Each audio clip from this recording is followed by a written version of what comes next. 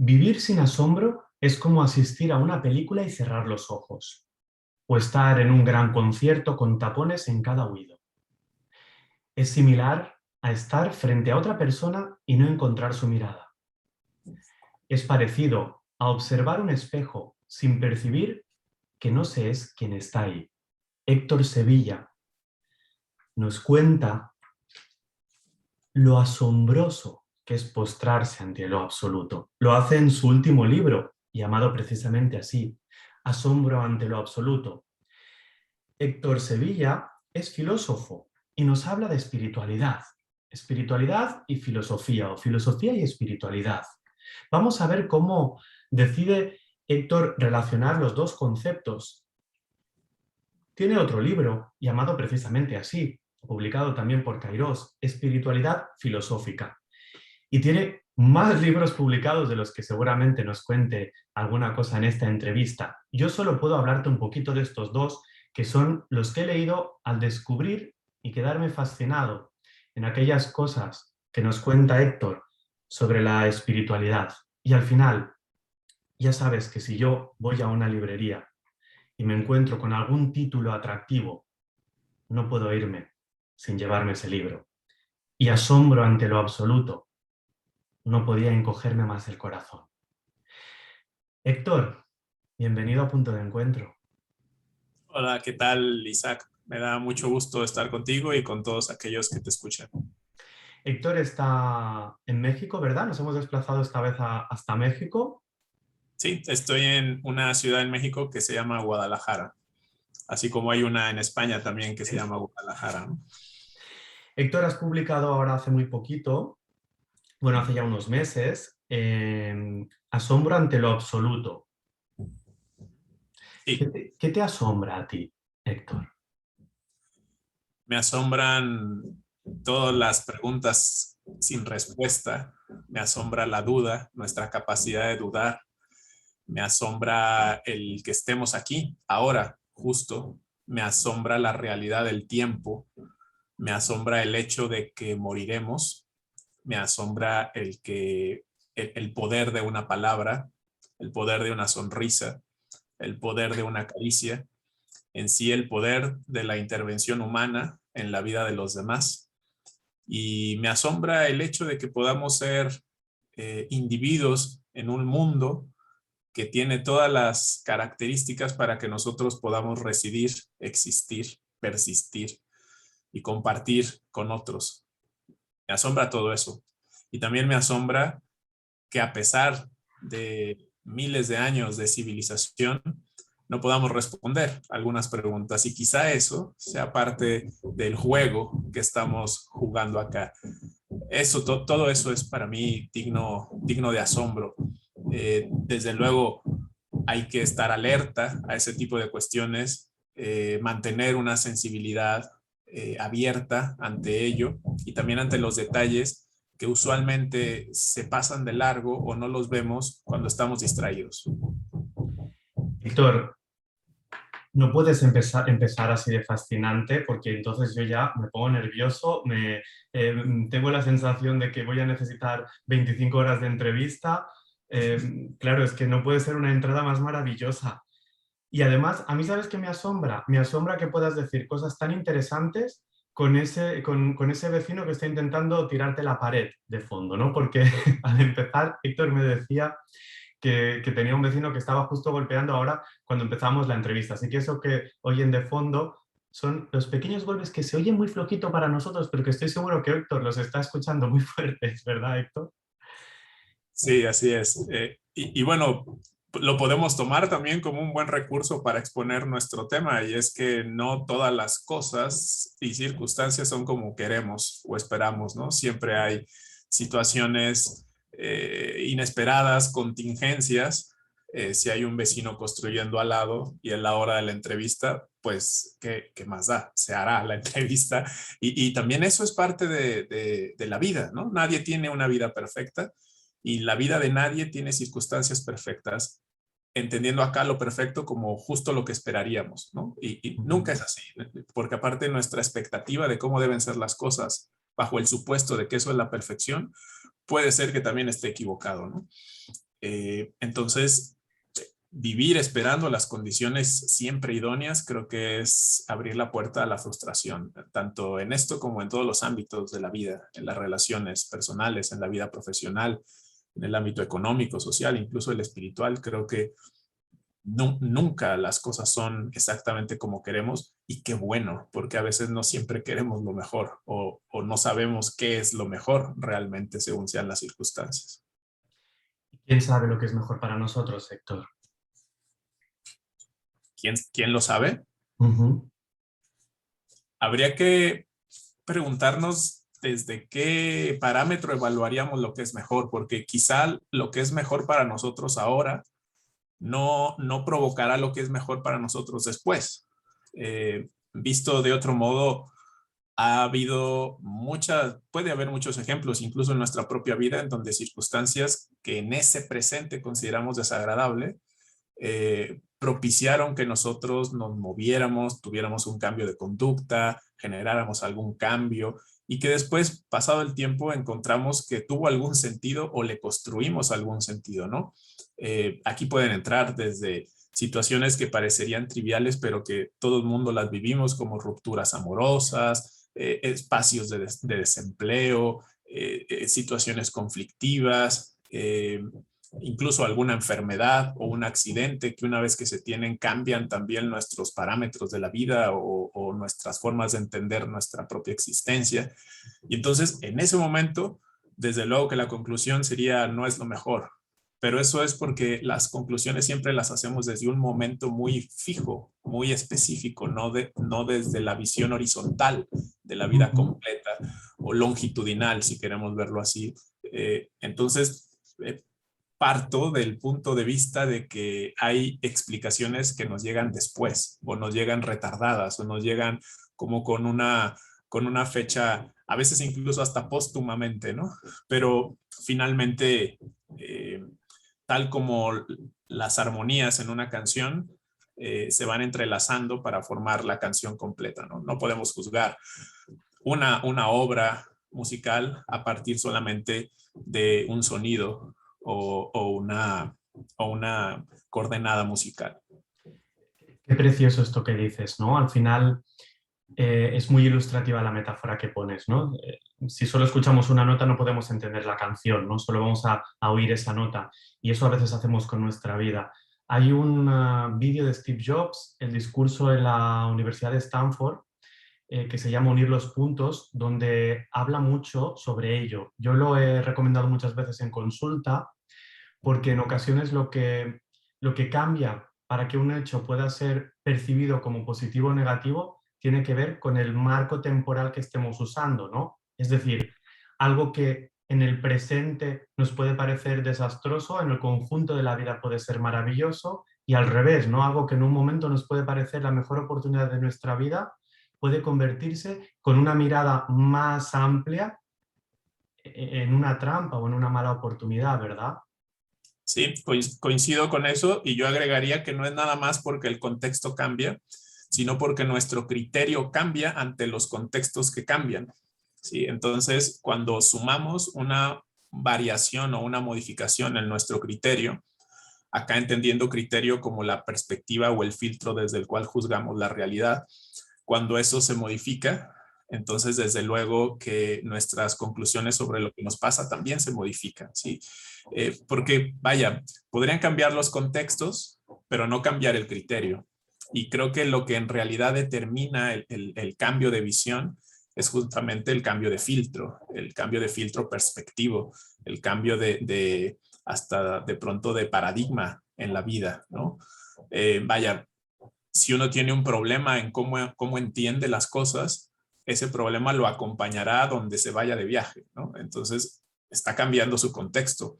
O pueden pasar varios años y de pronto las personas dicen el tiempo lo curará todo, pero no necesariamente, porque puede pasar el tiempo y si no hemos cambiado el criterio para juzgar lo que sucede, entonces no cambiará nuestra manera de percibirlo. Entonces, creo que son ambas, ¿no? Contexto y el criterio para juzgar el contexto. Al final ya dicen que no es el tiempo que pasa, sino lo que haces durante este tiempo lo que hace que las cosas cambien también, ¿no? y la apertura ante aquello que haces. Porque, ¿qué tal si lo que hacemos son conductas evasivas o conductas que nos distraen? También podemos hacer mucho sin hacer lo que tendríamos que hacer. Esto es, distrayéndonos o compensándonos, ¿no? Que sería más el término en el ámbito psicológico, tener conductas compensatorias que en realidad sí nos pueden distraer, pero no necesariamente nos están dando una comprensión de lo que está sucediendo. Ujú. Héctor, hay una pregunta que siempre hago a los invitados de Punto de Encuentro, que aún no te he hecho a ti, que es ¿cómo te definirías o cómo te presentarías? Eh, Creo que no hay definición que alcance para ti ni para mí, ni para nadie, ¿no? Justo una definición es una cosificación, es definimos o conceptualizamos las cosas, los objetos, de pronto las situaciones, pero creo que las personas están en continuo proceso de construcción y de elaboración, ¿no? De tal manera que creo que ni siquiera podemos decir yo soy, sino estoy siendo o estoy en modificación, ¿no? Entonces, quizá si la idea sea hablar de una especie de definición, sería como, vaya, sin intentar iniciar pomposamente de manera filosófica, pero tendríamos que decir que somos cambio encarnado o una especie de ser en constante modificación, sin que esto implique que no haya como un marco en el cual estamos ubicados, como por ejemplo nuestro cuerpo, ¿no? Nuestra psique, eso está. Sin embargo, aún el cuerpo y la psique cambian. Si yo veo una fotografía mía a los 10 años, no soy yo, pero posiblemente alguien más no pensaría que soy yo. Parecemos de pronto ajenos a ese que fuimos, siendo que seguimos siendo. Y desde luego que me he hecho una pregunta como esa, y creo que no somos ni nuestro nombre, ni nuestra edad, ni nuestra apariencia, ni nuestros pensamientos, porque estos cambian, ni nuestros sentimientos, porque estos también cambian. Y recuerdo, o me viene ahora la frase o el concepto de José Ortega y Gasset, este filósofo español, en cuanto que somos junto con nuestras circunstancias. Es, yo soy yo y mis circunstancias.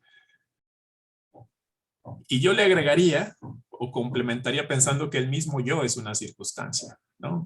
La noción del yo es también una especie de ficción que necesitamos para sentir que estamos separados entre nosotros y que tenemos una mismidad o una unicidad.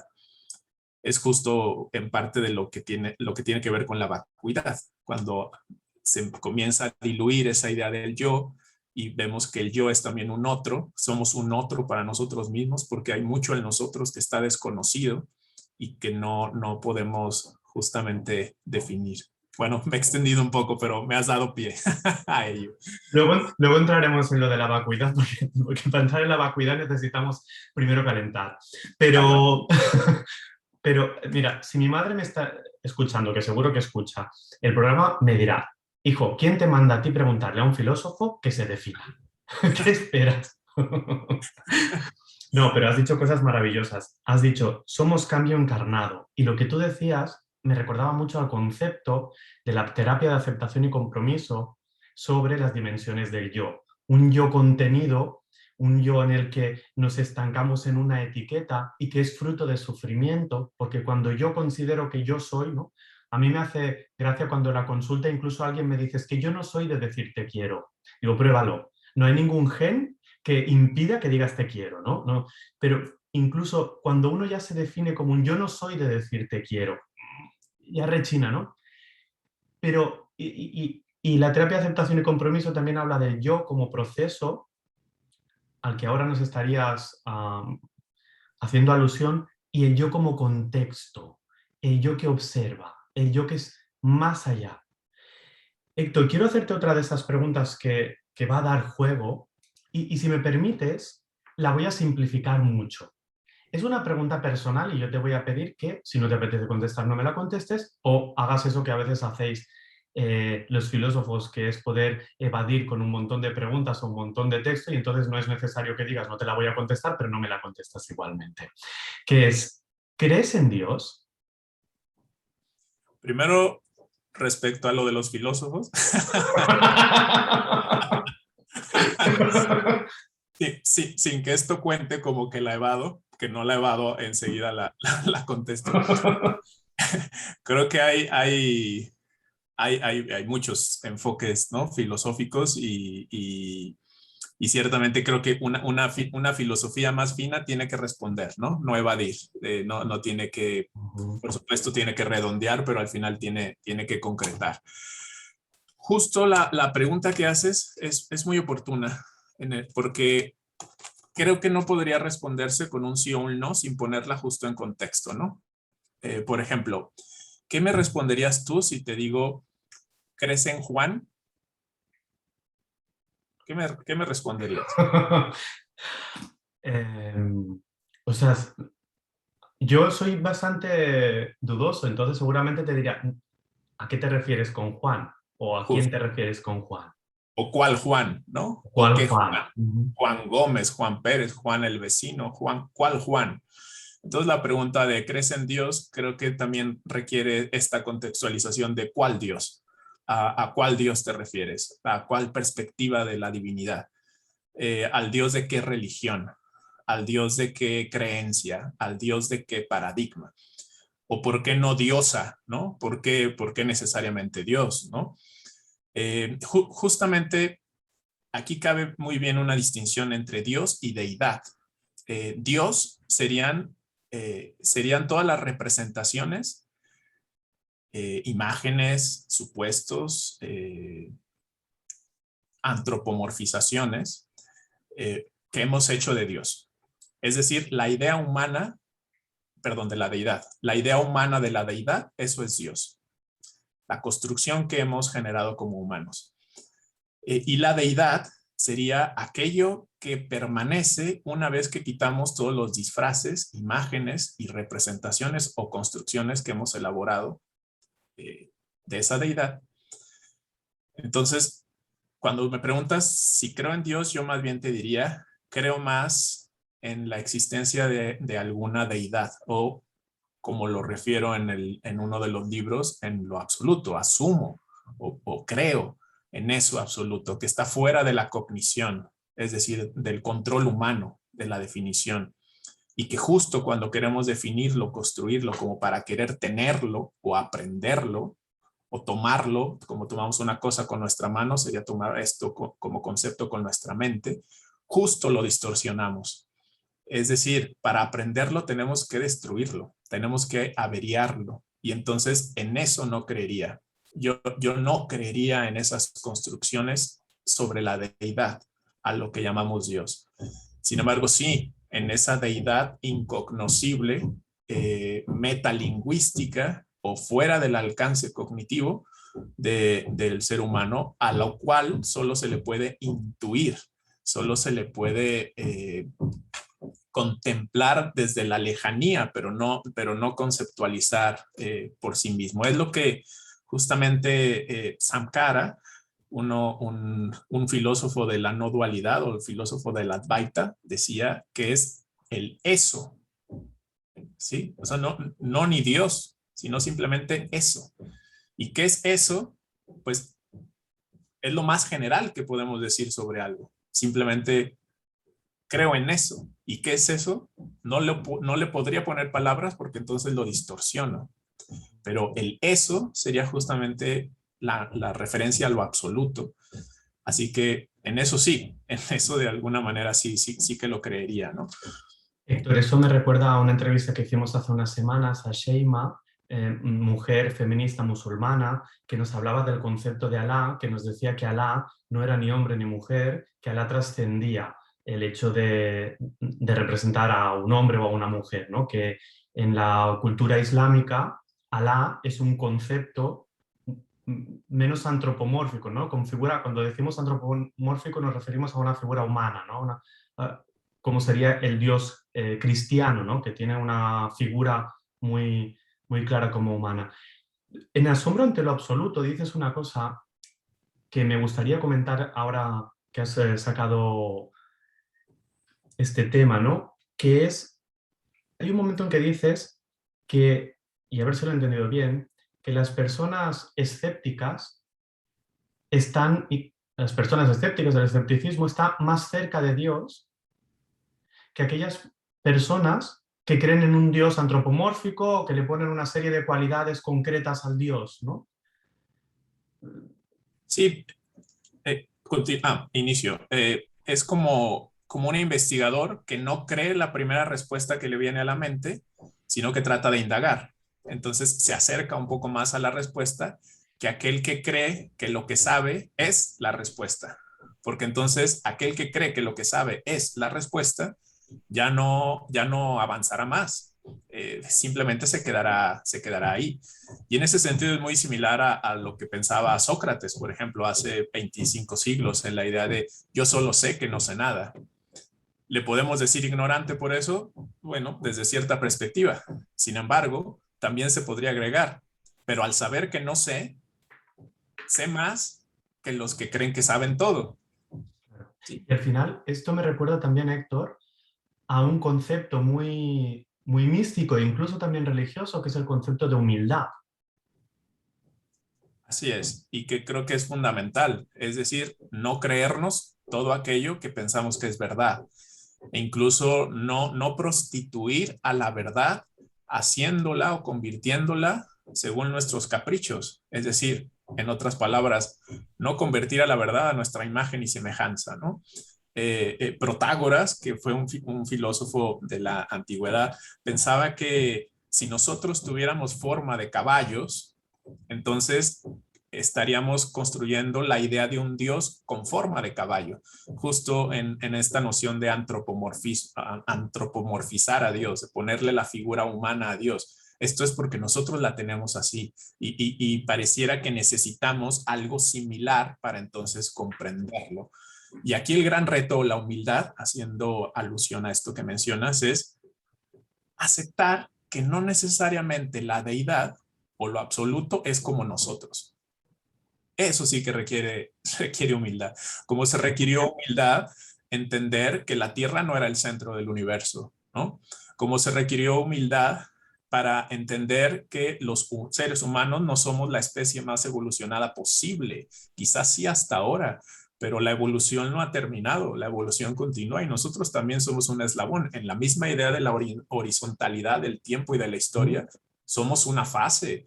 Si no nos acabamos el mundo antes, seguramente esto tendría que seguir evolucionando, ¿no?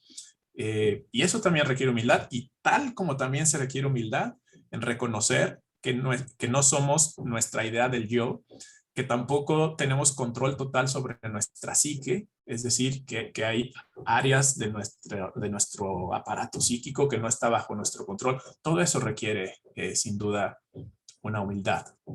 Mm. Y en la mística más.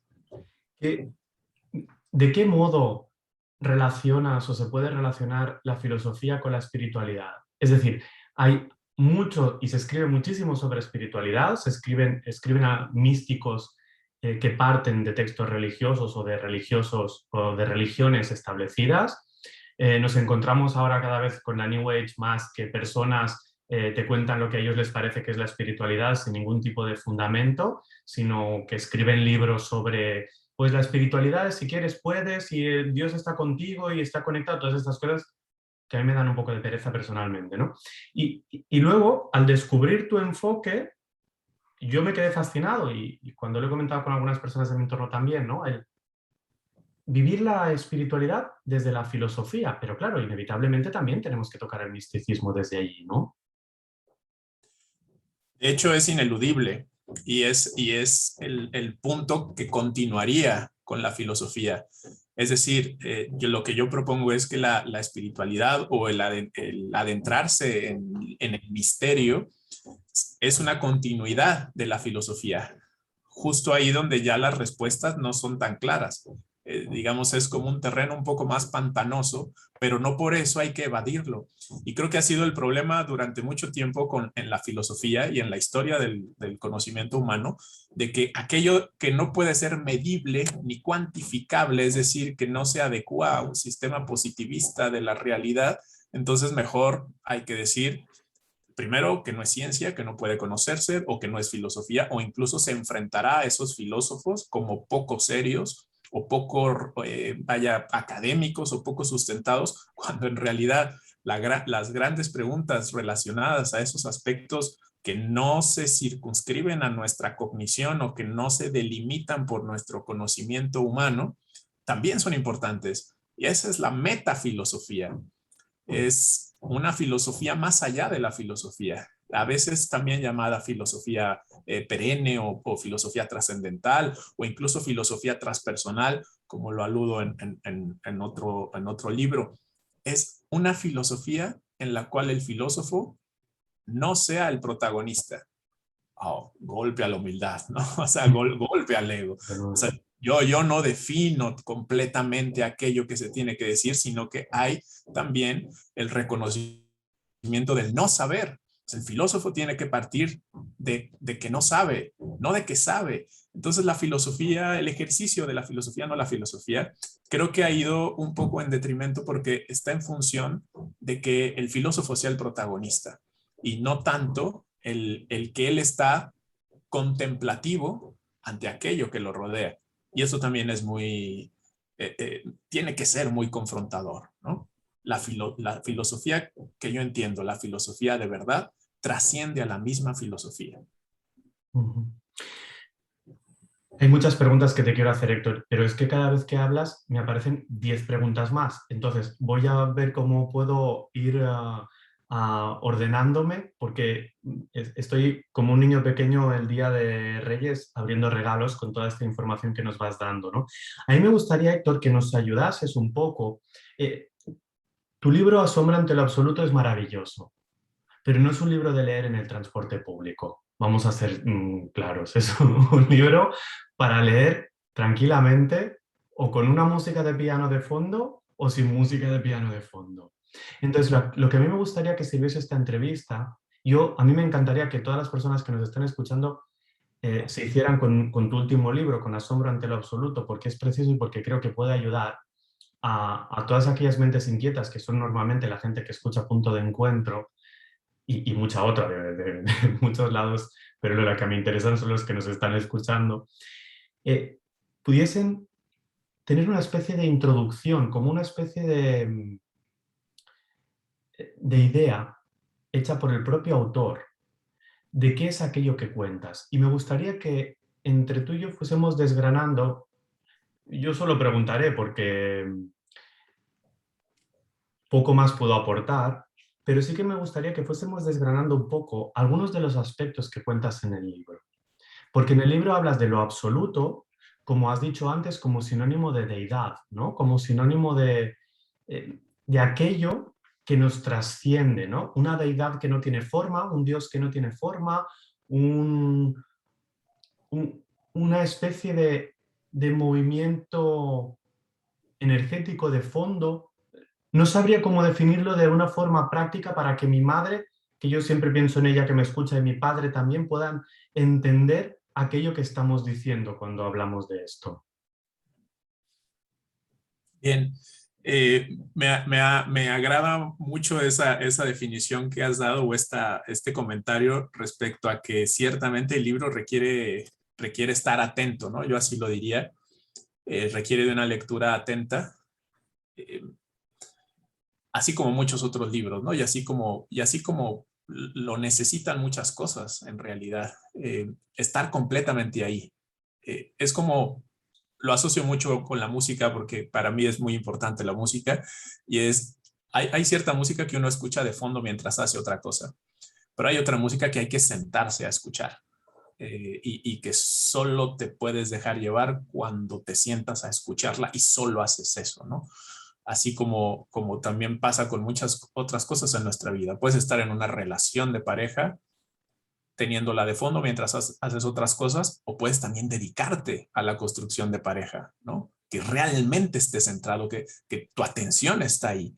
O cuando escuchas a alguien, por supuesto que a veces uno escucha a alguien y si no está atento está pensando en otras cosas, pero la escucha completa requiere toda nuestra atención. Entonces creo que es igual en la lectura, no solo de este libro, sino de algunos libros, sí requieren la atención, porque justo con esa atención abres la puerta a que ciertas nociones que están ahí de pronto te las apropies.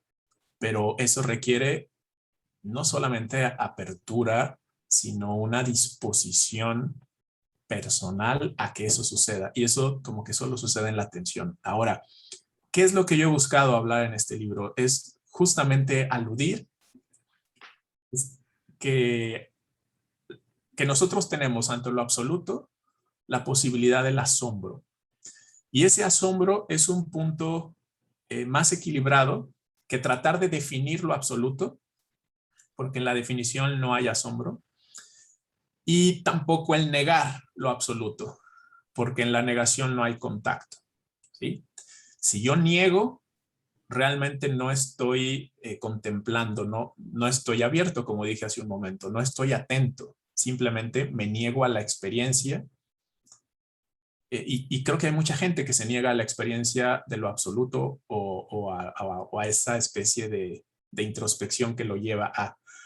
¿Por qué? Porque quizá tuvieron experiencias religiosas desagradables y hay que señalar que lo religioso no necesariamente es lo místico o lo espiritual, ¿no? Así que invito mucho a que independientemente de cuál sea la idea que una persona tenga de religión, incluso sin religión, que eso no conduzca a cerrar a la experiencia o a la pregunta sobre aquello que resulta misterioso. Y por otro lado, que sería el otro extremo, De no hecho, caer. Héctor, Sí. perdona, Ah, adelante, adelante. no, que al final hay personas nada religiosas que son mucho más místicas que personas religiosas, ¿no? Solo quería hacer este paréntesis, pero no sé si es añadir más contenido aún a lo que estás diciendo. Bueno, sí, de hecho, ha habido místicos dentro de la religión que reconocen que su religión eh, fue como un a pesar de, ¿no? O sea, que incluso sin esa religión podrían haber contactado. Por ejemplo, pienso en el maestro Eckhart, este dominico que fue no tan aplaudido por su misma orden, cuando él refería, por ejemplo, un Dios como una nada con N mayúscula. Y él estaba en una estructura religiosa, sin embargo, la supera. El místico no es que no necesite la religión, la trasciende, ¿sí? Ahora, esto no significa que no haya religiosos que tengan vivencias místicas, por supuesto que las hay, pero las tienen porque es parte de la dimensión humana, no porque sean religiosos, no porque estén dentro de una institución religiosa particular, es porque eso correspondía a los seres humanos y quizá hubo una disposición para conducirlos a eso, pero no es que la religión sea el camino para la vida mística, ni tampoco un obstáculo, pero no tendríamos que asociarlos de manera tan, digamos, causa-efecto, no necesariamente es así. Y bueno, a lo que iba hace un momento es que tampoco tendríamos que irnos hacia el fanatismo, ¿no? De querer definir lo absoluto. Este libro justo es eso lo que quiere indicar, no quiere darte definiciones, no quiere decirte lo que debes pensar, no quiere darte recetas mágicas para que seas feliz, no quiere darte una especie de indicaciones para que entonces vivas de cierta manera ética. Lo único que invita es a que te asombres.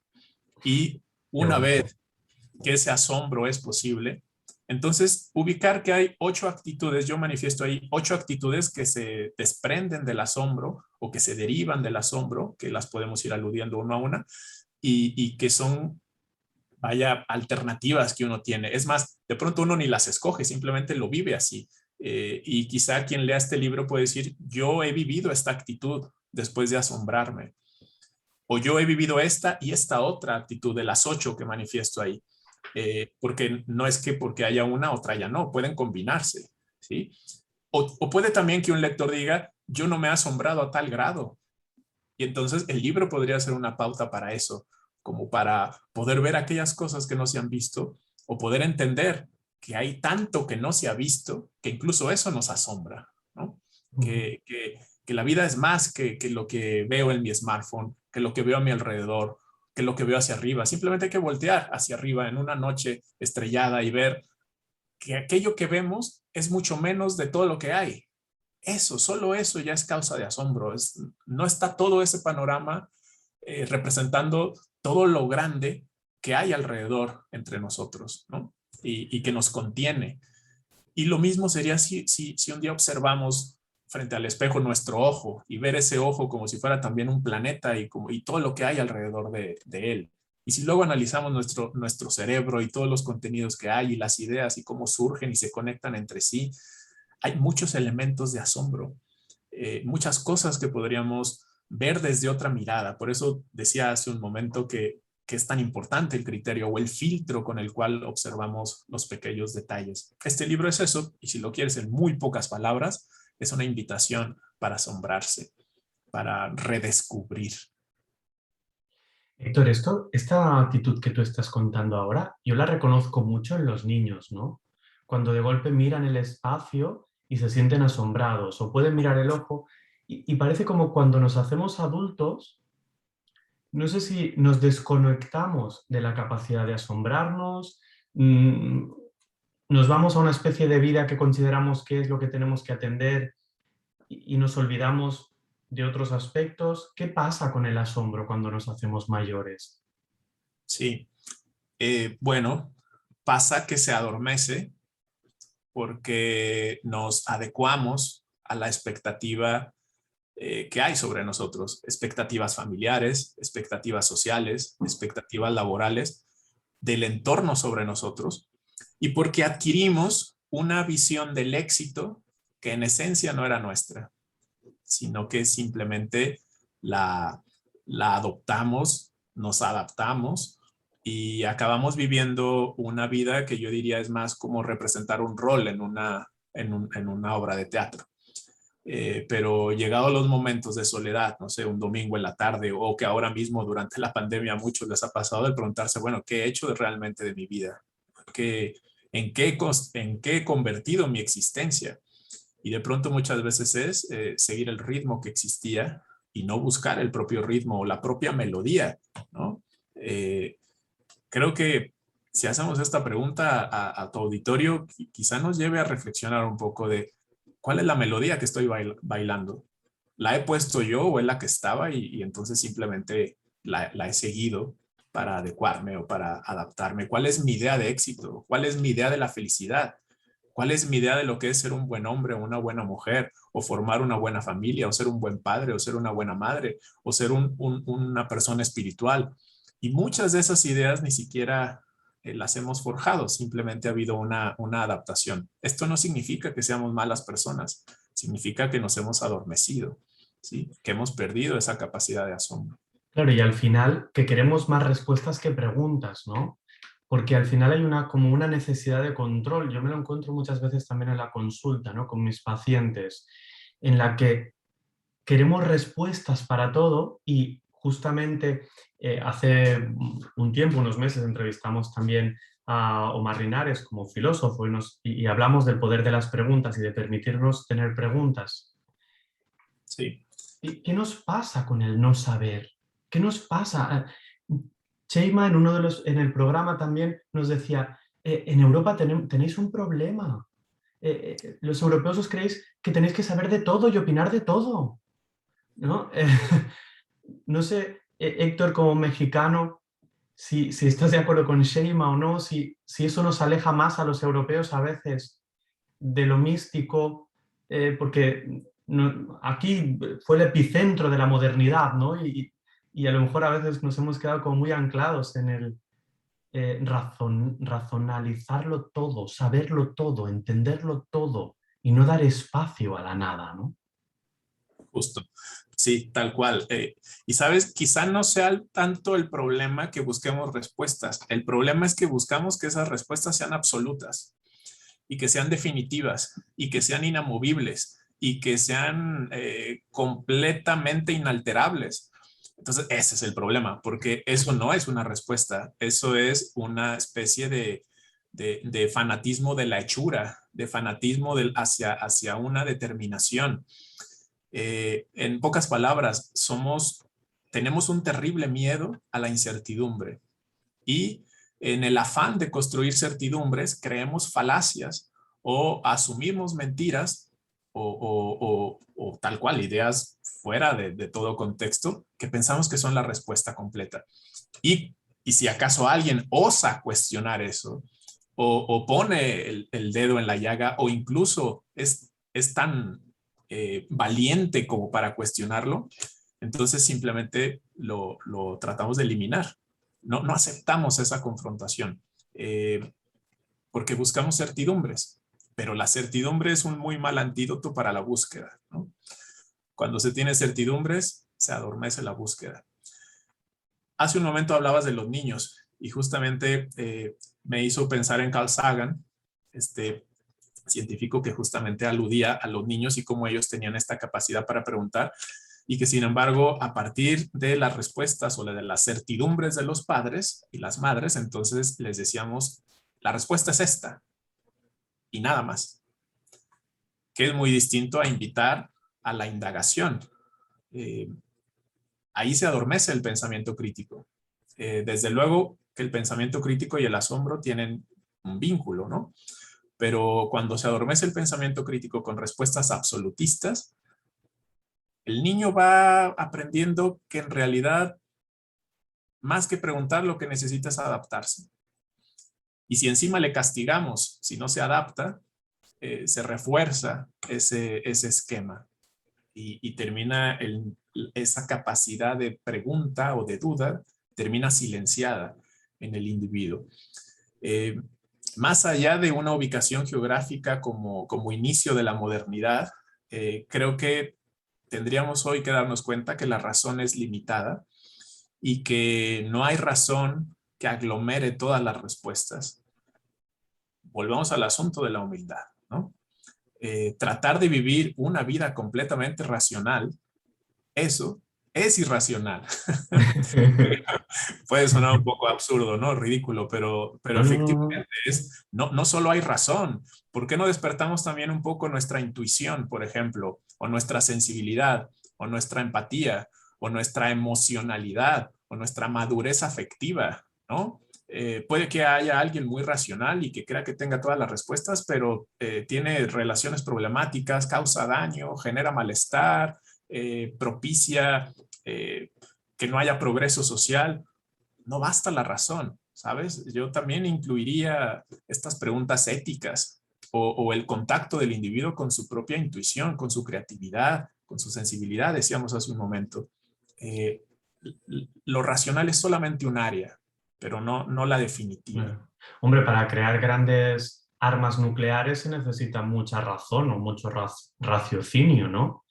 Y, y eso no quiere decir que la razón o el raciocinio estén enfocadas en positivo, ¿no? Los experimentos que se hacían en la época nazi, a- cogiendo a personas y experimentando con ellas, también se hacía en nombre de la ciencia, ¿no? Al final, eso también sería razón, pero una mala razón o una razón no ética, una razón sin bondad, sin empatía, no sé cómo le llamarías tú, Héctor.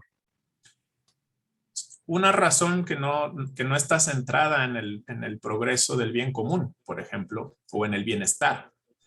Y entonces eso es irracional, ¿no? La inteligencia no es lo único de lo que estamos dotados. Creo que esa inteligencia tiene que también mezclarse con otras cosas y ahí está también el reconocimiento de la incertidumbre. O sea, vuelvo al asunto socrático.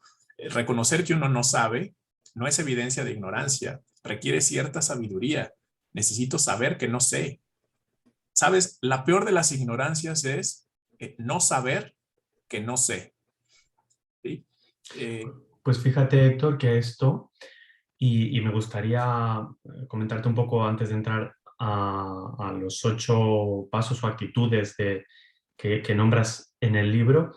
Al final, actualmente, creo que tenemos un grave problema y lo tenemos aquí nosotros en la península ibérica, ¿no? Lo tenemos en España, lo tenemos en Barcelona, lo tenemos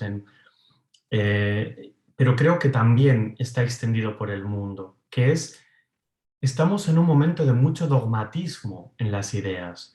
Yo tengo la sensación que hay temas sobre los que no puedo ni tan siquiera decir que no tengo clara mi punto de vista, porque al final yo soy muy dudoso, lo hablamos mucho en Punto de Encuentro, hablamos mucho de las incoherencias, las contradicciones, las paradojas como parte de la vida, ¿no? Y aceptar eso, huir de la mal llamada psicología positiva en la que parece que tienes que saberlo todo, ¿no?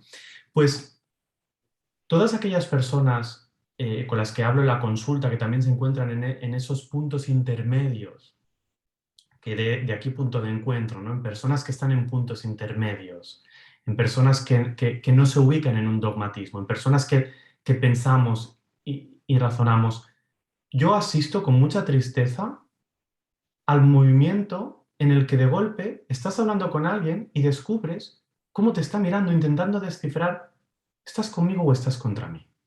Es decir, ¿te ubico en mi bando o no te ubico en mi bando? Y te diré más, para ser sincero, en ocasiones yo me he encontrado leyendo comentarios en Twitter o leyendo comentarios y sintiendo que yo me ponía dogmático.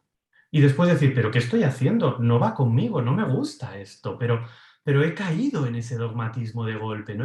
Y a lo mejor en mi dogmatismo es la paradoja de no seáis dogmáticos, ¿no? Y al final hay un punto dogmático en pedir que la gente no sea dogmática, la gente que sea como le dé la gana, al final, ¿yo qué, yo qué voy a tener que decir, ¿no?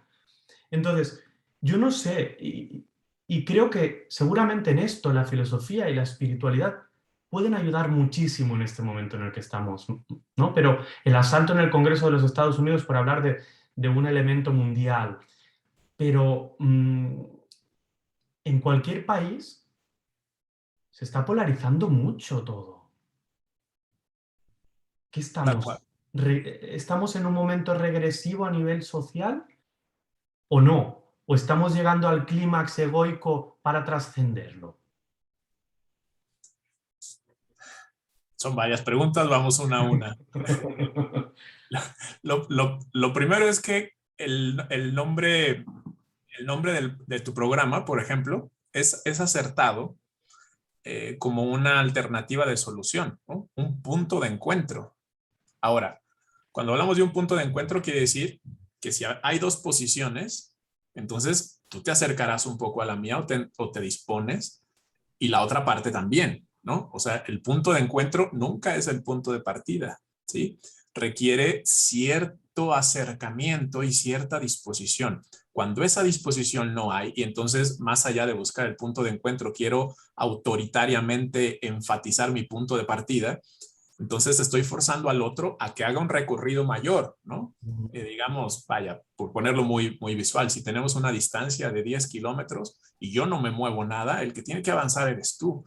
Entonces eso cansa más a uno de los dos porque termina cediendo, ¿no? En su idea y el otro queda ahí inamovible. Y es más, este se puede acostumbrar porque puede hacer que todos se acerquen, se acerquen, se acerquen y entonces toma eso como la regla de su vida, es decir, acérquense a mi postura y si no, todos ustedes están mal, ¿no? Por eso es que me parece acertado ese término, ¿no? De punto de encuentro como un cedamos y más allá de ceder, acerquémonos, ¿no? Salgamos un poco de nuestro punto de partida. Eso no sucede, ¿por qué? Justo por lo que decíamos hace rato, nos aferramos a las certidumbres que construimos, a pesar de que esas certidumbres sean tan frágiles o tan endebles como una, no sé, como el polvo, ¿no? Se mueven de acuerdo con el viento. Creo que sí, en ese sentido es necesario una especie de renacimiento, no de la filosofía, sino de la actitud filosófica en las personas. Y cuando refiero a actitud filosófica, aludo a la disposición de movernos de nuestro punto de partida, ¿sí?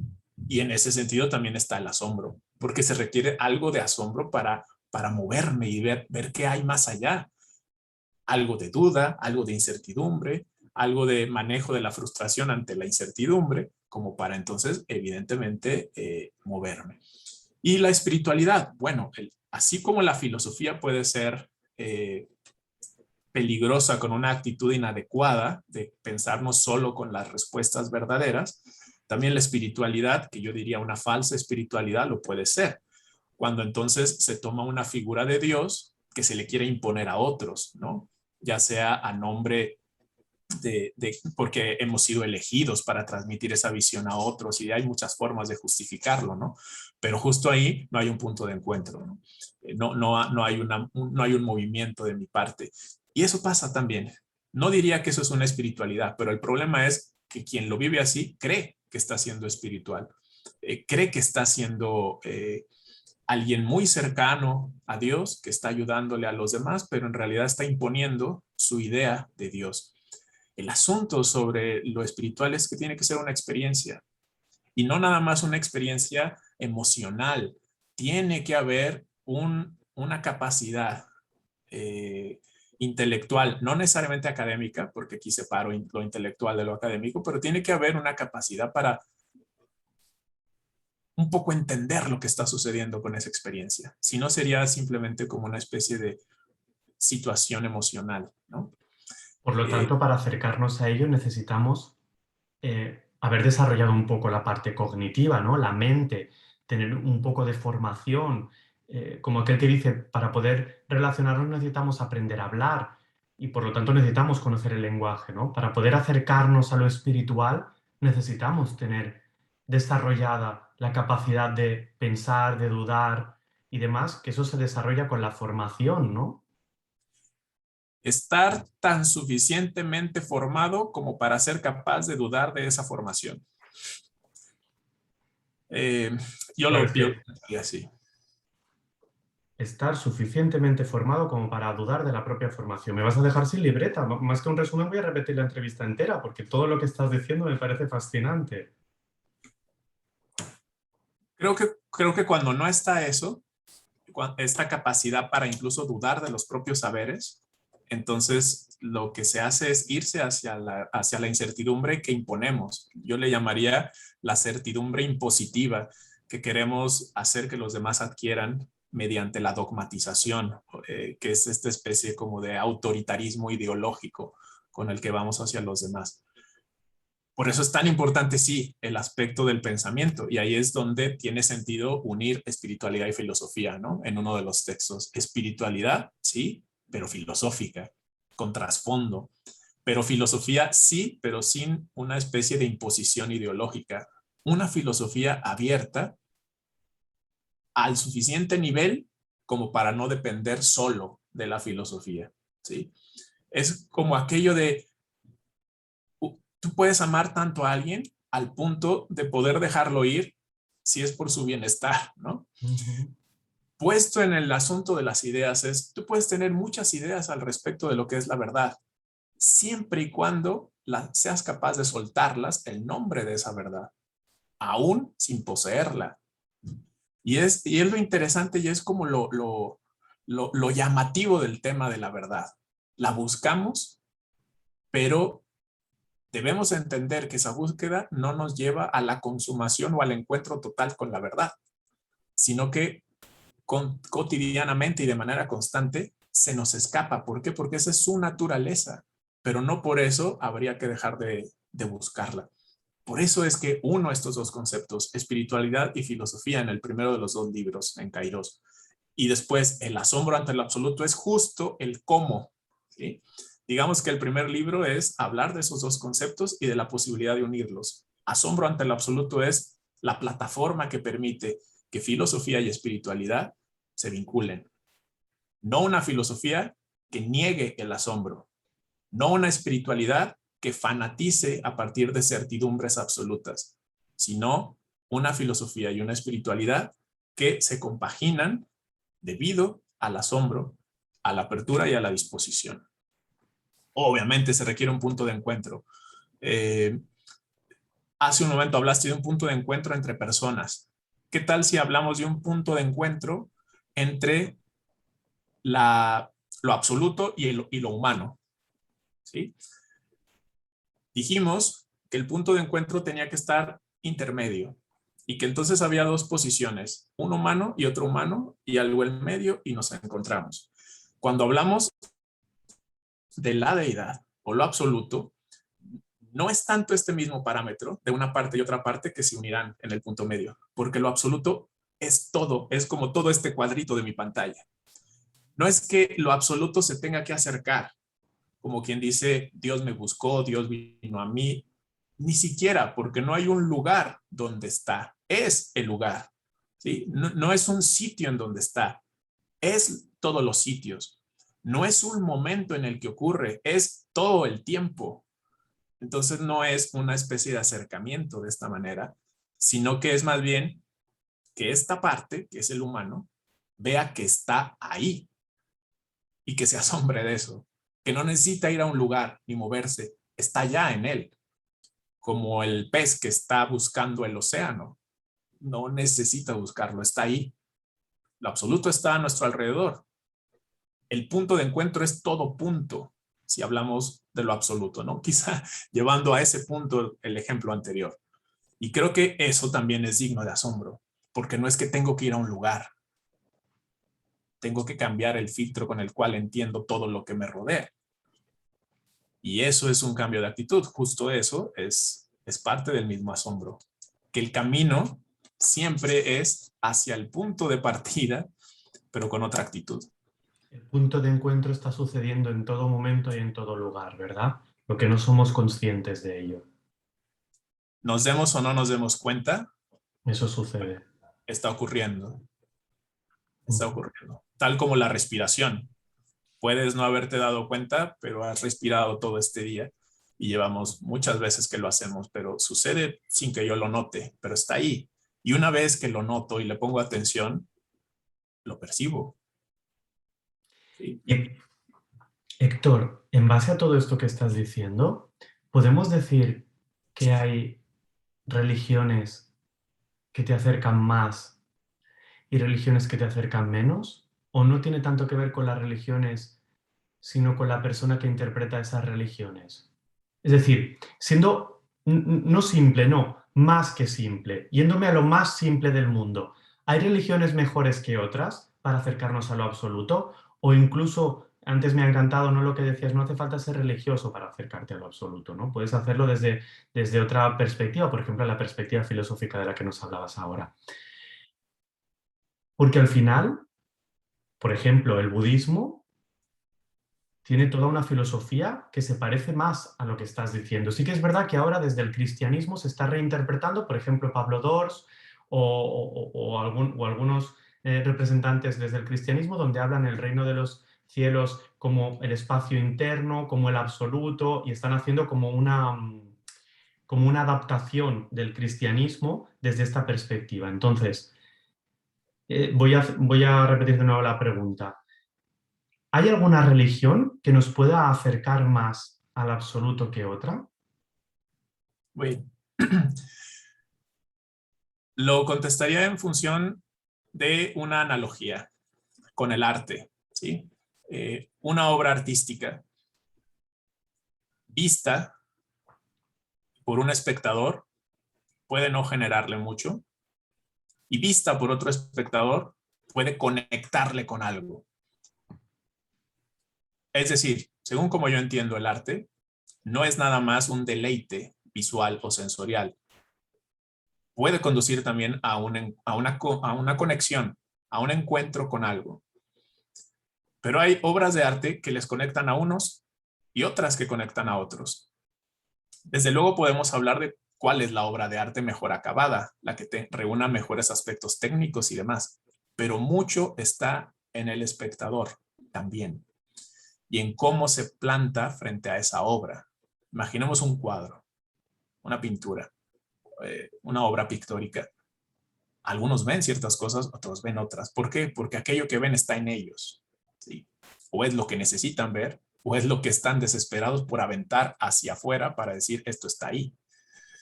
Creo que es igual con las religiones, ¿sí?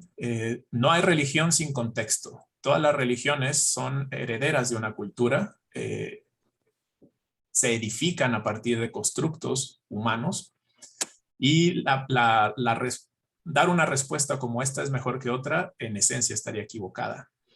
Desde luego, hay algunas más elaboradas, más estructuradas, que se pueden adaptar más al filtro visor del espectador y entonces, en definitiva, pueden ser más útiles para ciertas personalidades o ciertas maneras de ser o de vivir, dependiendo también la época. Aparte, las religiones también cambian, ¿no? No es lo mismo el budismo de hace 300 años al budismo actual, no es lo mismo el judaísmo. El judaísmo no es monolítico, tiene también varias vertientes. El cristianismo, vaya, tiene tantas ramificaciones como podamos imaginar.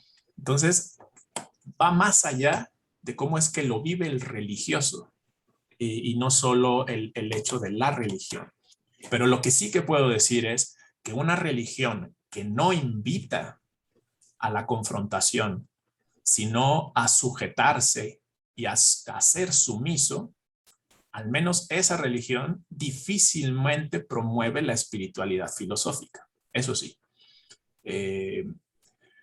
Pero también hay que entender que hay algunas personas que no necesariamente están dispuestas a esa espiritualidad filosófica y quizá lo que requieran en ese momento de su vida sea adoptar esas reglas, esas normas y adaptarse quizá con cierta sumisión. Así es.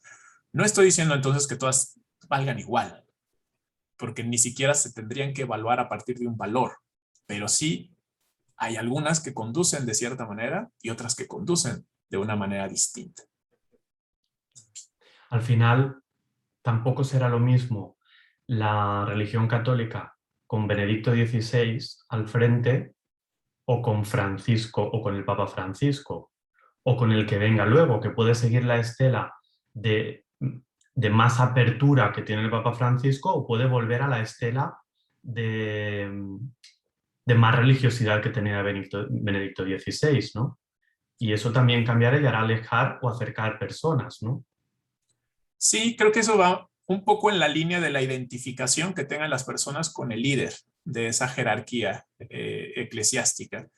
Pero también es cierto que puede estar un papa u otro, si no se cambian los documentos centrales, si no hay unas modificaciones en los catecismos y demás, o sea, la base continúa.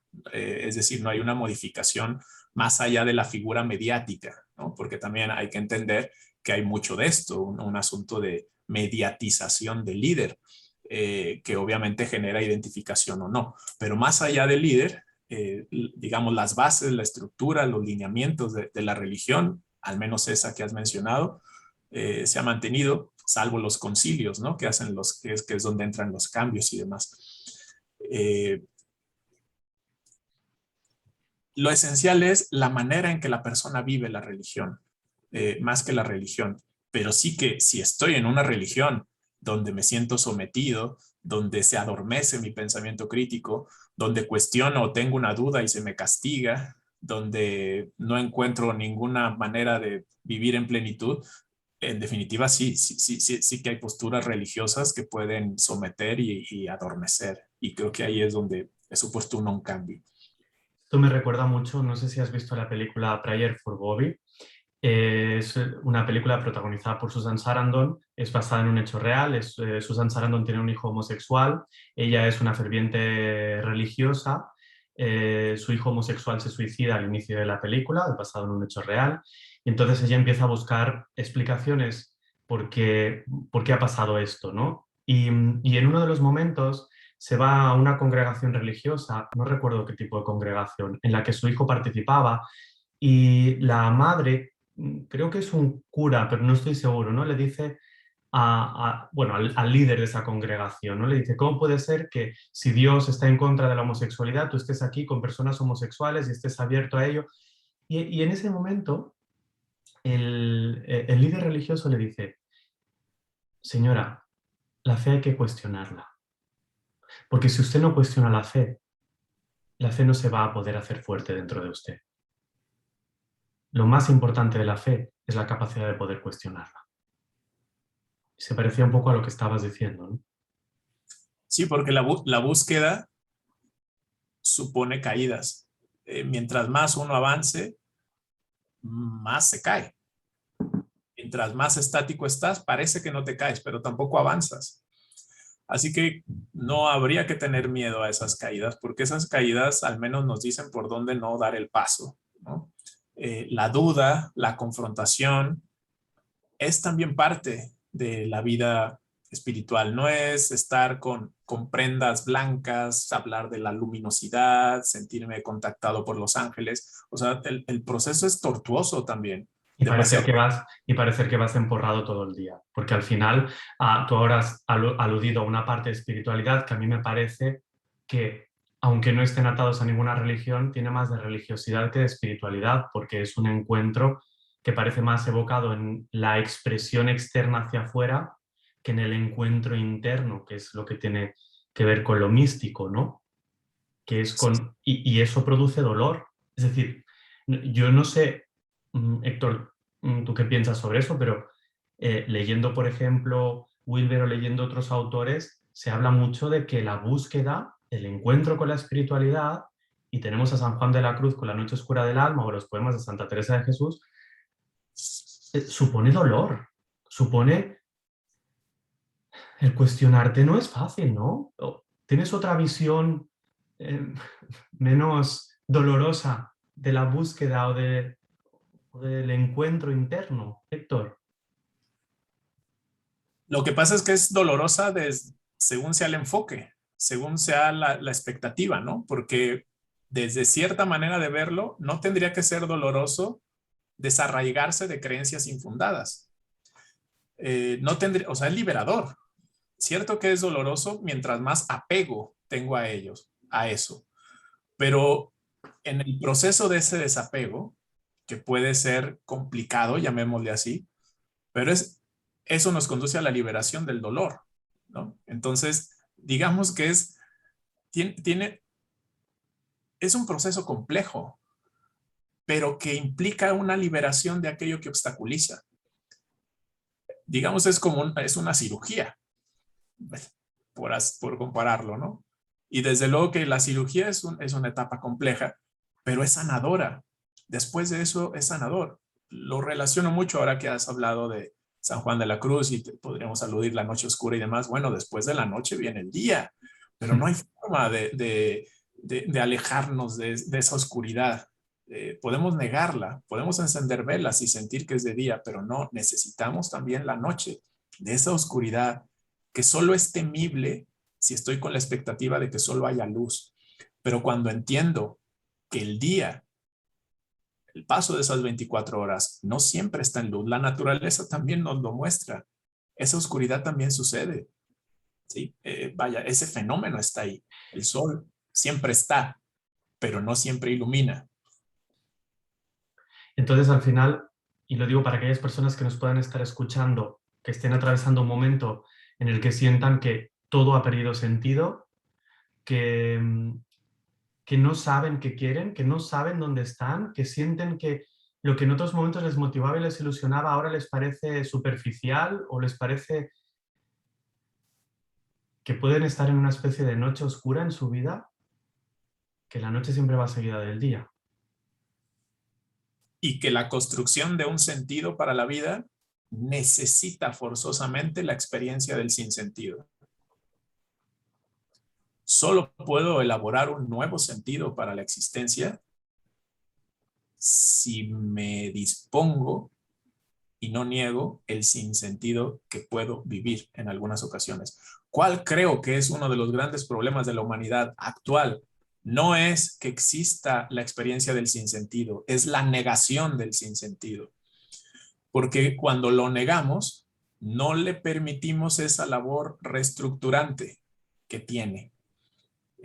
Tengo que reconocerme en ocasiones así. Y a todo aquel que ahora nos escucha o nos ve y que siente que ha perdido el sentido para su vida o el significado, también podríamos hacerle notar o mostrarle que esta es una oportunidad.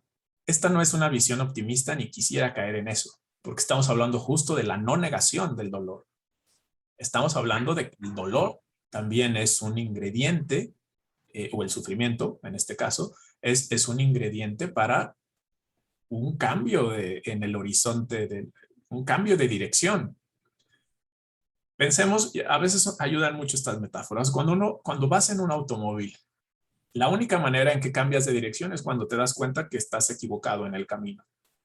Entonces, ¿vamos a horrorizarnos ante esa equivocación o más bien vamos a agradecer a la conciencia de la equivocación que nos permite cambiar la dirección?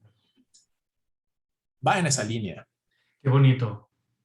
Y al final, yo no soy antipsicofarmacología, no soy antifármacos. Yo creo que los fármacos son necesarios cuando son necesarios, pero creo que a veces tenemos que investigar si necesitamos el fármaco o el fármaco va a tapar que en ese momento necesitamos estar en el sinsentido, ¿no? Por la evitación del sinsentido del que ya hablaba Héctor, ¿no? A veces es necesario tomar un antidepresivo, a veces es necesario tomar un ansiolítico, pero a veces es necesario estar desubicado, estar mal y ver cómo eso va a transformar tu vida, ¿no? Y también estando en contacto con otros, porque esto no es solo un asunto individual, o sea, si me cierro, si en esa tristeza aparte me cierro y combino tristeza más soledad, más sinsentido, más falta de espiritualidad, más falta de armonía, más dolor físico, más sufrimiento, más ansiedad, bueno, entonces va a ser difícil construir, pero también hay puentes de ayuda, también hay formas de construir también junto con otros. Pero coincido en esto que has dicho, la solución no necesariamente es adormecer la emoción ni adormecer el intelecto, sino permitir que esa emoción sea la evidencia de que necesitamos cambiar nuestra manera de pensar. Por eso es que no es nada más una solución psicológica, creo, y creo que podemos compaginar en esto, que cuando una persona cambia no es nada más porque de pronto se imagina cómo va a ser el asunto en el futuro, sino porque también ha cambiado su filosofía de vida. Desde como yo lo percibo, el cambio en la conducta también se sustenta en un cambio de filosofía personal, de tal manera que el asesoramiento no tendría solo que sujetarse a una línea psicológica, sino que ese asesoramiento también tiene que ser filosófico, Totalmente. o ese acompañamiento psicológico debe tener elementos filosóficos, ¿sí? Que permitan replantear el significado que la persona va a dar a su existencia. Totalmente, totalmente, ¿no? Al final, como dice Wilber, que en función del punto del camino en el que estás vas a necesitar un tipo de terapia u otra, ¿no? Y a veces necesitamos seguir preguntándonos cosas. Héctor, para ir, a mí me gustaría dedicarle unos 10 minutos más a lo que vamos a hacer ahora, si podemos. Te voy a pedir que me ayudes en eso, porque tú y yo podemos, por lo que estoy viendo, llegar a estar horas y horas. A mí me gustaría hacer un pequeño juego entre tú y yo, que es que, siguiendo el índice de tu libro, vamos a desmenuzar el asombro. Yo voy a contarte los 8 puntos de los que nos hablabas, porque yo estoy seguro que mucha gente está esperándolos, y te voy a pedir una frase o dos frases de cada uno de esos puntos. Y quien quiera más, pues se compra el libro y sigue leyendo. Pero al menos tenemos la introducción hecha por ti, por el autor, para que nos dejes con ganas, pero sobre todo nos ayudes a entenderlo cuando leamos ese capítulo. Nos ayudes a poder seguir profundizando en ese capítulo. ¿Te parece? Venga, sí, adelante. Venga, vamos al juego. El primero es sentir el pathos divino. Esto tiene que ver con sentir la pasión de Dios, conectarse con lo que se entiende que Dios vive. Eso va muy enraizado en la visión del judaísmo, por ejemplo, con autores como Abraham Heschel, sobre todo Abraham Heschel, que habla de este apasionamiento divino y cómo los profetas se conectan con esa pasión de Dios. Sería en esa línea. Experimentar el pathos divino es la actitud desde la pasión, desde la emoción, desde la compenetración del humano con lo que es la voluntad de Dios. Segundo punto, aceptar que no se conoce a Dios. Tener la humildad para ubicar que aquello que yo creía que era Dios no lo sujeta ni lo encuadra, sino que más bien puedo aceptar el misterio. Y de eso viene un asombro reverente, reconocerme ignorante para poder aprender, ubicar que toda descripción de Dios es una etiqueta humana y que por lo tanto es necesario una intuición hacia la esencia innombrable de Dios. Suspender el juicio. Nuestro juicio nos conduce a la etiqueta. La etiqueta es un antifaz, pero la deidad no requiere antifaces. El antifaz nos aleja de la deidad. Por lo tanto, suspender el juicio es el camino del escéptico, es el camino donde lo absurdo y la ironía también tienen valor. Es saber desde el no saber para no caer en el error de absolutizar lo que sé. Contemplar la vacuidad. Sí, reconocer la vacuidad implica limpiar la vasija de la mente para evitar la distorsión. ¿Sí? Va muy en la línea del budismo, ¿sí? De poder desapegarnos incluso de nuestra necesidad de controlarlo todo a partir de conceptos. La vacuidad es entender que nuestros pensamientos son dependientes de la situación y que la situación cambia. Por lo tanto, nada es permanente. Es la lógica de la vacuidad. Quinto, concebir el espíritu. Concebir lo transpersonal es ir más allá de la visión de consumo imperante en el mundo actual. Es ver que no hay una vida espiritual inmediata, que lo transpersonal no me lo venden como en un buffet de religiones, que lo espiritual, que lo religioso se enraiza en lo cultural, pero lo espiritual puede trascender incluso lo cultural, que incluso la carencia me puede conducir a la abundancia, que el filósofo y el místico se unen en la búsqueda, que no están alejados en realidad siempre y cuando estén buscando lo verdadero. Sería una conciencia sin fronteras, justo a la manera de Wilber. El religioso busca signos, busca formas, busca ritos, busca modos, pero el místico se atreve a contemplar desde la oscuridad, aún sin la forma, justo en ese fondo oscuro al que no le teme. Sexto, recobrar la empatía. Está centrado ese capítulo mucho en los planteamientos de Edith Stein. Esto es conectar con el otro, pero no con aquello que le hace similar a mí, sino entender que en esencia yo también soy un otro para mí mismo. Es decir, que yo soy un otro para mí y para él, que necesitamos compromiso social para la vida espiritual. No hay espiritualidad auténtica si estamos desconectados de las necesidades de otros.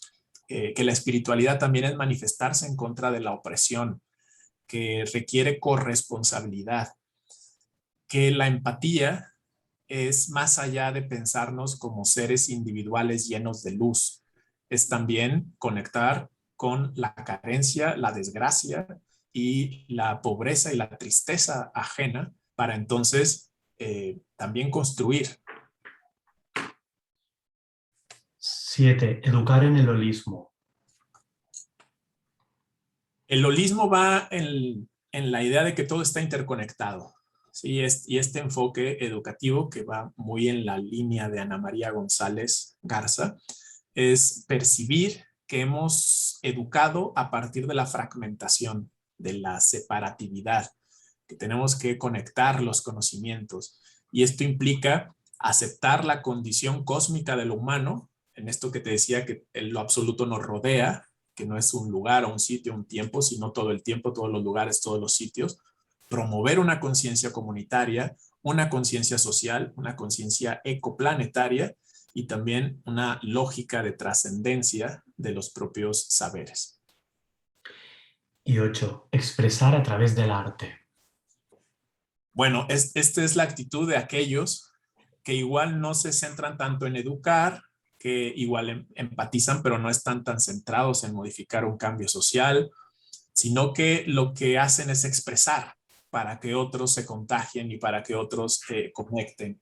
Es el arte como una manera de acceder al asombro, es el arte que vive el artista a partir de esta fuente originaria de inspiración que puede tener, pero también es poniendo atención. El artista necesita atención hacia su propia obra y hacia aquello innombrable que manifiesta en lo que crea. ¿Sí? Hemingway, que por ahí está también citado en el libro, pensaba que mientras más lejos va uno cuando escribe, más solo se queda. Y esto es, mientras más quiere uno expresar, también debe estar dispuesto a cierta soledad que le permite estar tan en sí para expresarlo. Pero esa expresión es también una labor social, porque permite que otros vean algo que no verían si esa obra no se genera. Héctor, qué libro tan bonito te ha quedado. Bueno, muchas gracias, Isaac. Qué bueno que lo veas así. Me hace sentir tranquilo. Yo siento que di lo que podía dar para esa obra y desde luego me motivo para las que vienen. Es precioso. Y yo me motivo a que venga uno, a que venga otro para poder entrevistarte otra vez, porque a mí se me ha hecho súper corto. Yo tengo aquí un resumen de la entrevista y te voy a pedir, Héctor, que si alguna de las frases quieres matizarla, me la matices, porque para poder resumir, he hecho yo algún sujeto, he añadido allí algún sujeto que a lo mejor no he cogido bien. Y te voy a pedir que me elijas una o dos de esas frases, que van a ser las frases en las que voy a promocionar la entrevista en Facebook, Instagram y demás. Así que yo las voy a decir todas en forma de resumen y luego me dices más o menos el tema y yo te busco la frase exacta. Insisto, si tienes que matizar porque algún sujeto lo he puesto fuera de lugar y distorsiona la idea, me lo dices. Empiezo. Me asombran todas las preguntas sin respuesta. No todas las cosas son como queremos. Nadie tiene una vida perfecta. Nunca las cosas son exactamente como queremos. Y qué bueno. A veces, lo que no parece bueno, con el tiempo nos parece lo mejor.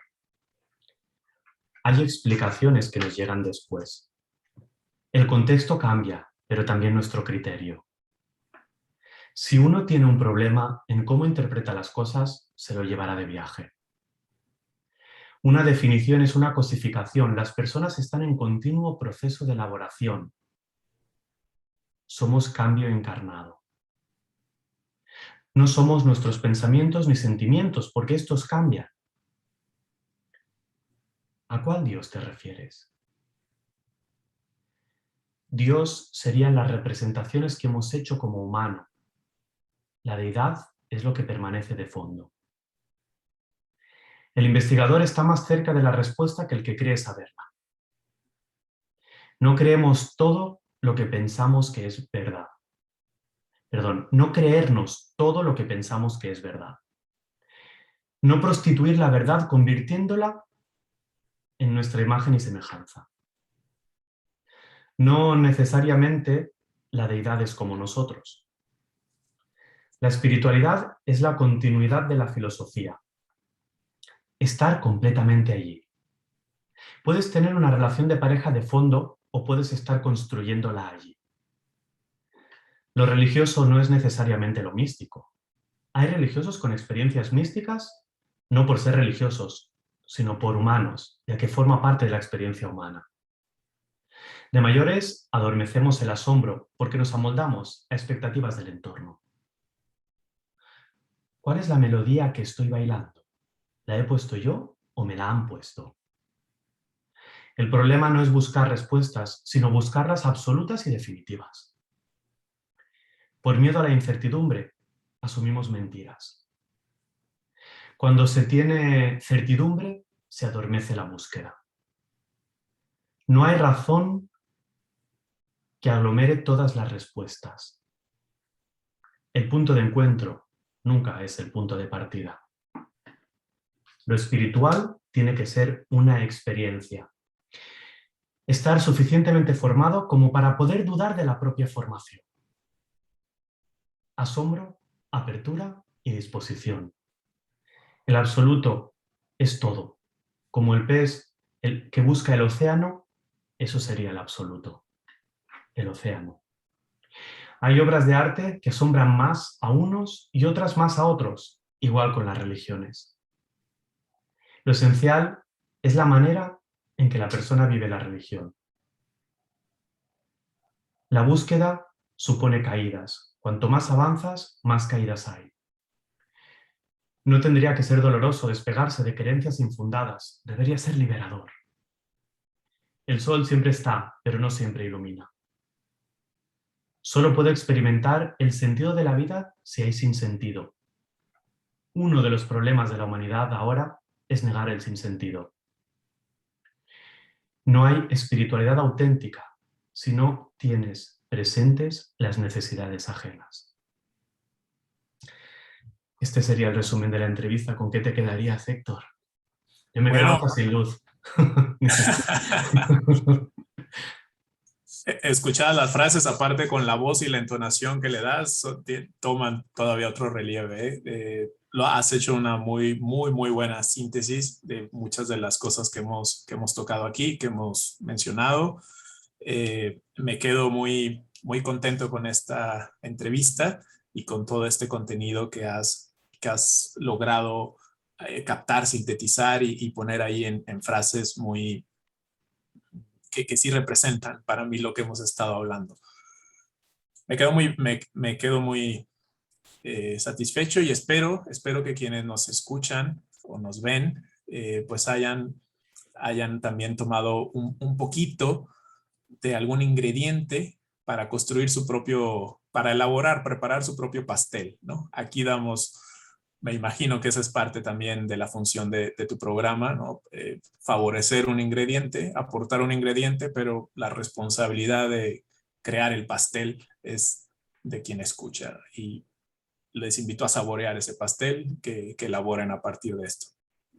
Héctor, ¿te atreverías a indicarme una de las frases o uno de los temas de todo lo que he ido diciendo? Me atrevería A elegir una de estas frases que te he dicho.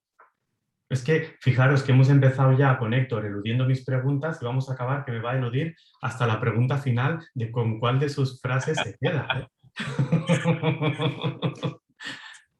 La respondí de manera diferente, no las eludí. Creo que la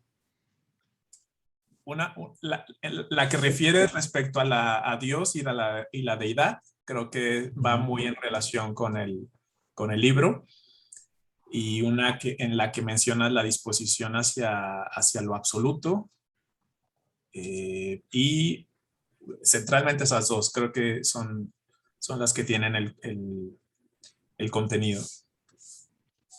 Perfecto. Pues la del absoluto la tengo que buscar porque he apuntado tantas que me he perdido hasta yo mismo. Pero yo me voy a quedar con una. Somos cambio encarnado. Me ha parecido precioso, me ha parecido poético y me ha parecido que definía mucho el movimiento de permitirnos estar abiertos, como dices tú, ¿no? Yo diría que si contásemos, quizá la palabra que más has usado durante la entrevista ha sido apertura y asombro. Sí, y quizá también la de el sol siempre está, aunque no siempre ilumina, Preciosa. justo en la idea de que no porque haya calamidad, no hay sentido. Y la del absoluto es el absoluto es todo, como el pez que busca el océano, eso sería el absoluto, el océano. Sí, sería como el océano que busca el pez. Así es lo absoluto, ¿no? Siendo nosotros el pez, sí. Perfecto, pues Héctor, tenía muchísimas ganas de poder charlar contigo, se me ha hecho corto. Estoy a la espera de tu próximo libro, pero voy a intentar estar más presente y practicar lo que digo, que es de la presencia y la paciencia. Y lo dicho, un placer inmenso y muchísimas gracias. Muchas gracias a ti y bueno, seguiremos en contacto. Muchas gracias a todos.